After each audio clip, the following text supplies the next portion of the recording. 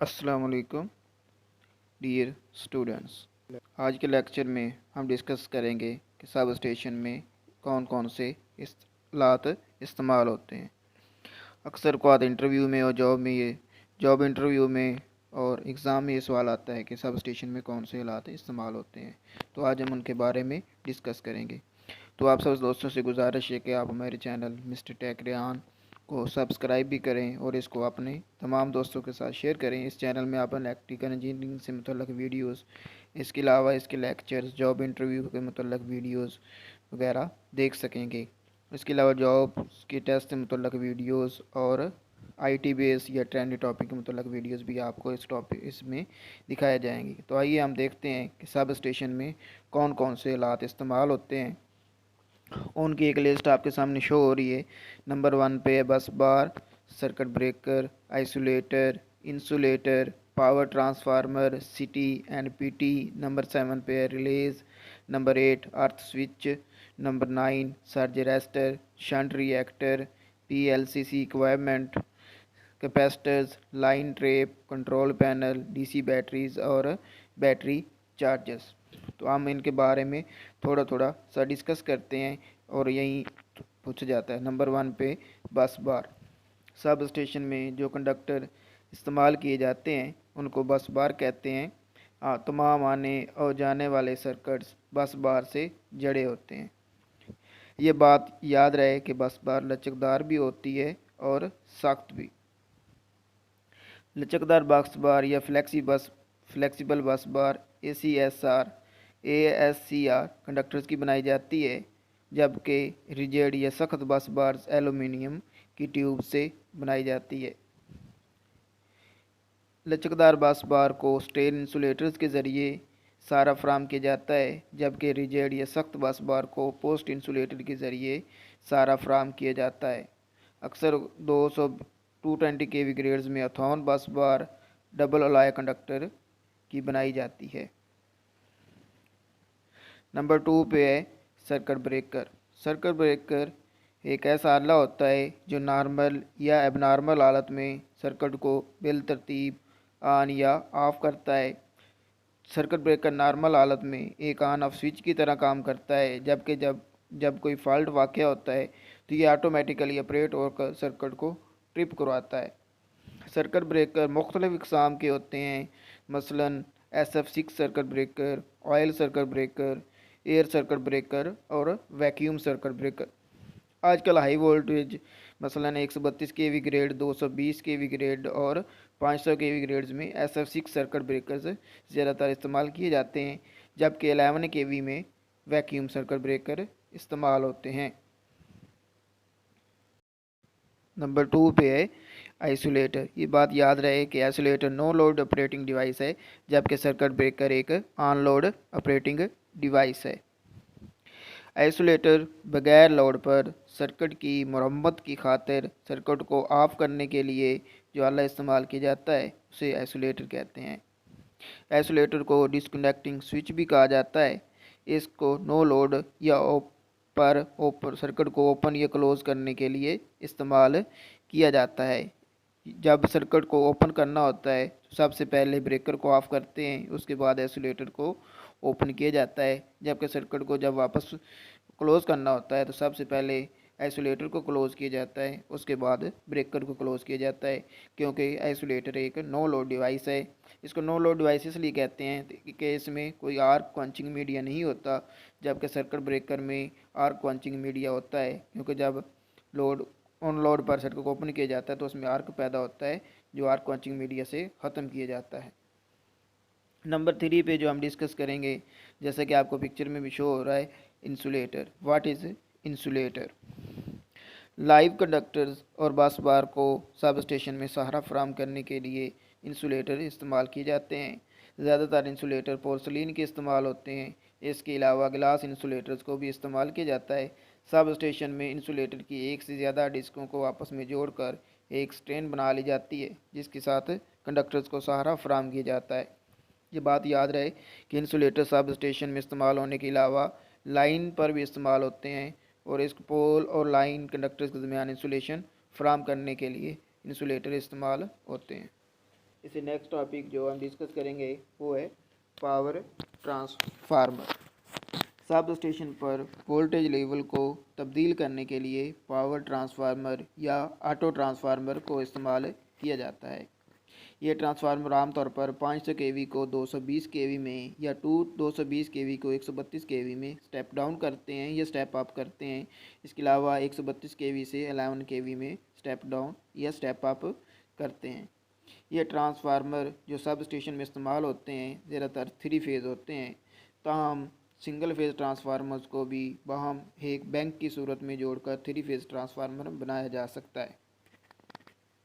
Power transformer की low voltage side पर एक 3 फेज़ ऑन लोड या ऑफ लोड टेप चेंजर लगा होता है, जिसके ज़रिए ट्रांसफार्मर की टेपिंग को तब्दील करके इसके वोल्टेज लेवल को तब्दील किया जाता है। पावर ट्रांसफार्मर के बाद जो टॉपिक है नेक्स्ट है करंट ट्रांसफार्मर या इनको इंस्ट्रूमेंट ट्रांसफार्मर भी कहते हैं। इंस्ट्रूमेंट ट्रांसफार्मर 2 तरह के होते हैं, सीटी और पीटी। इनको मेजरमेंट के लिए और प्रोटेक्शन पर्पज़ के लिए इस्तेमाल किया जाता है। ये वोल्टेज और करंट को स्टेप डाउन करते हैं, जिनको आसानी से इंस्ट्रूमेंट से पैमाइश की जा सकती है। इसके अलावा रिलेज वगैरह को इनपुट की जा सकती है। ये बात याद रहे कि सीटी करंट को स्टेप डाउन करता है, जबकि पीटी वोल्टेज को स्टेप डाउन करता है। सीटी को सर्किट के सीरीज़ में लगाया जाता है और ये करंट को स्टेप डाउन करता है, जबकि जो पीटी है इसको सर्किट के पैरेलल में लगाया जाता है और ये वोल्टेज को स्टेप डाउन करता है। सीटी की आउटपुट पर हमें 1 एम्पेयर या 5 एम्पेयर मिलते हैं, जबकि पीटी की सेकेंडरी साइड पर हमें 110 वोल्ट हासिल होते हैं। 110 वोल्ट 3 फेज़ हासिल होते हैं, जबकि सिंगल फेज़ की सूरत में 63.5 वोल्ट हासिल होते हैं। सीटी और पीटी हर सब स्टेशन पर लगे होते हैं। सीटी और पीटी हर सब स्टेशन पर लगे होते हैं और ये सब स्टेशन का अहम हिस्सा हैं। इनके ज़रिए हमारे तमाम इंस्ट्रूमेंट को सप्लाई दी जाती है और इसके अलावा रिलेज वगैरह को भी सप्लाई इस्तेमाल दी जाती है। इनका मेन मकसद ये है कि वोल्टेज और करंट को स्टेप डाउन करके सेफ लिमिट पर ले आना, जिनकी इंस्ट्रूमेंट और रिलेज के ज़रिए आसानी से मेजरमेंट की जा सके। और इसका एक और मकसद ये भी होता है कि हमारे कंट्रोल सिस्टम को हाई वोल्टेज और हाई करंट से आइसोलेट करना होता है, ताकि इंसानी जान को कोई ख़तरा ना हो। इससे नेक्स्ट टॉपिक जो है वो है अर्थ स्विच। अर्थ स्विच एक ऐसा स्विच होता है जो लाइन, कंडक्टर और अर्थ के दरमियान लगाया जाता है, ताकि कंडक्टर में मौजूद चार्ज को अर्थ की तरफ डिस्चार्ज हो सके। नॉर्मल हालत में जब हमारा सिस्टम चल रहा होता है तो ये अर्थ स्विच ओपन होता है। जब ब्रेकर को ऑफ़ करने और आइसोलेटर ओपन करने के बाद लाइन को अलहदा करते हैं तो इस वक्त अर्थ स्विच को क्लोज़ कर देते हैं। इस तरह लाइन में मौजूद तमाम चार्ज ग्राउंड हो जाता है। जिस इंसान जब कोई इस पर लाइन पर या सब स्टेशन में लगी इक्विपमेंट पर काम करता है तो इसको इलेक्ट्रिक शॉक नहीं लगता। इस शक्ल में दिखाया गया है कि अर्थ स्विच किस तरह लगा है। आप देख सकते हैं कि अर्थ स्विच अर्थ और लाइन के दरमियान में लगा होता है। जब लाइन को ओपन करते हैं तो अर्थ स्विच को आइसोलेटर ओपन करने के बाद क्लोज़ कर देते हैं। इसके बाद हमारा नेक्स्ट टॉपिक है रिलेज। रिलेज सब स्टेशन में इस्तेमाल होती हैं प्रोटेक्शन पर्पज़ के लिए। रिले एक ऐसी ऑटोमेटिक डिवाइस है जो अपने कॉन्टैक्ट्स इस वक्त क्लोज़ करती है जब एक्चुएटिंग क्वांटिटी जो कि वोल्ट या करंट हो सकता है उसकी वैल्यू इसकी महफूज वैल्यू या रिले में सेट शुदा वैल्यू से बढ़ती है। जब ये रिले ऑपरेट होती है तो सर्किट ब्रेकर को सिग्नल भेजती है, जिससे सर्किट ब्रेकर ट्रिप होकर उस सर्किट को जिसमें फॉल्ट होता है सिस्टम से अलग कर देता है। सब स्टेशन पर बस बार प्रोटेक्शन की रिलेज, इसके अलावा लाइन प्रोटेक्शन की रिलेज और ट्रांसफार्मर की प्रोटेक्शन की रिलेज लगी होती हैं। रिलेज के बाद जो नेक्स्ट इक्विपमेंट है जो कि सब स्टेशन में इस्तेमाल होता है वो है DC batteries. DC batteries DC supply फ्राहम करने के लिए इस्तेमाल होती हैं। ये बैकअप सप्लाई देती हैं जो कि एमरजेंसी की सूरत में लाइटनिंग को ऑन करती हैं। इसके अलावा ये रिलेज की ऑपरेशंस के लिए ऑन ऑफ करने के लिए सप्लाई, इसके अलावा इंस्ट्रूमेंट जो मीटर्स लगे होते हैं उनकी तमाम कंट्रोल सप्लाई भी डीसी बैटरी से दी जाती है। डीसी बैटरीज जो इस्तेमाल होती हैं उनकी टाइप्स ये हैं: lead acid batteries, lead antimony batteries, lead plante battery और लेड कैल्शियम बैटरीज। आमतौर पर सब स्टेशन में 110 वोल्ट डीसी बैटरी बैंक और 220 वोल्ट एसी के बैटरी बैंक लगे होते हैं। सब स्टेशन में 2 वोल्ट के सेल इस्तेमाल होते हैं जिनको सीरीज़ में जोड़कर मतलूबा वोल्टेज हासिल किए जाते हैं। आमतौर पर 11 केवी सब स्टेशन और 132 केवी सब स्टेशन में के लिए कंट्रोल सप्लाई 110 वोल्ट डीसी, जबकि 220 केवी सब स्टेशन और 500 केवी सब स्टेशन के लिए कंट्रोल सप्लाई 220 वोल्ट डीसी होती है। 110 वोल्ट डीसी के लिए 55 सेल्स को आपस में सीरीज़ में जोड़ा जाता है, जबकि 220 वोल्ट डीसी सप्लाई हासिल करने के लिए 110 सेल्स को आपस में सीरीज़ में जोड़कर मतलूबा सप्लाई हासिल की जाती है। सब स्टेशन में ज़्यादातर लेड एसिड बैटरीज ही इस्तेमाल होती हैं। सब स्टेशन के बाद जो हमारा नेक्स्ट टॉपिक है वो है battery chargers. Battery chargers DC batteries को चार्ज करने के लिए इस्तेमाल होते हैं। बैटरी चार्जर्स को ग्रिड सब स्टेशन से 3 फेज़ एसी सप्लाई दी जाती है और ये इसको कन्वर्ट 110 वोल्ट और 220 वोल्ट डीसी सप्लाई में कन्वर्ट करके बैटरीज को इससे चार्ज करते हैं। ये बहुत ज़रूरी है कि बैटरी को हर वक्त चार्ज किया जाए, इसलिए ऑटोमेटिक चार्जर्स लगे होते हैं और ये बैटरी को चार्ज करते रहते हैं। इसके अलावा जब हमारा सिस्टम नॉर्मल हालत में होता है तो चार्जर से ही डायरेक्ट रिलेज और हमारे दूसरे इंस्ट्रूमेंट को कंट्रोल सप्लाई दी जाती है। जब एसी सप्लाई फेल होती है इन केस ऑफ इमरजेंसी तो बैटरी से उन रिलेज और तमाम इंस्ट्रूमेंट जो सब स्टेशन पर लगे होते हैं उनको कंट्रोल सप्लाई फ्राहम की जाती है। बैटरी चार्जिंग के बाद जो हम नेक्स्ट इक्विपमेंट यूज़ होती है वो है कंट्रोल पैनल।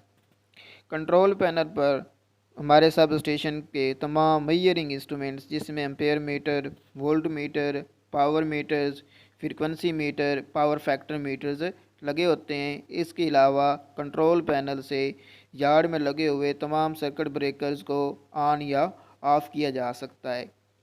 इसके ग्रेड्स में 220 केवी कंट्रोल पैनल्स, 132 केवी कंट्रोल पैनल्स और 11 केवी कंट्रोल पैनल्स होते हैं।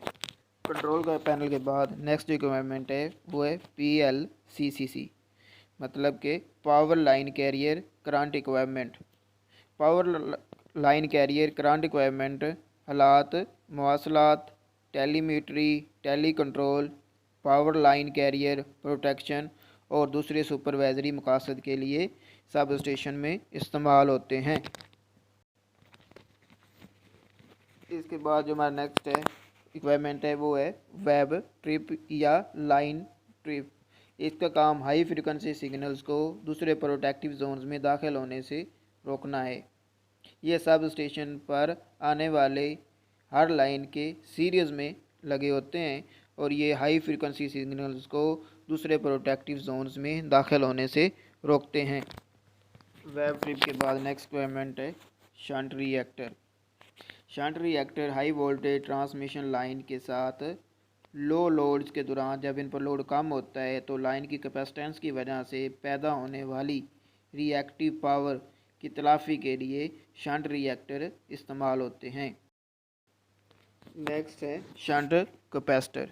शंट कैपेसिटर का काम रिसीविंग सब स्टेशन और डिस्ट्रीब्यूशन सब स्टेशन में लोड पॉइंट के करीब पावर फैक्टर को बेहतर करना है।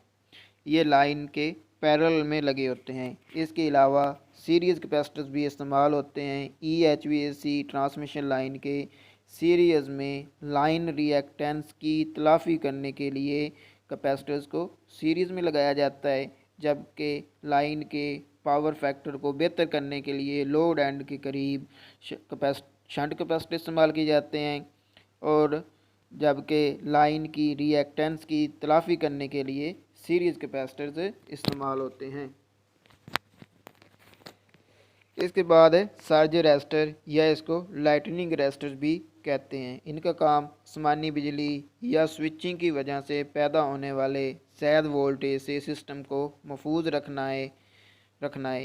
ये अरेस्टर हाई वोल्टेज को अर्थ की तरफ डिस्चार्ज करते हैं। ओवरहेड ट्रांसमिशन लाइन से अगर देखा जाए तो ये सबसे पहला अपरेटस होता है जो लाइन और अर्थ के दरमियान लगाया जाता है।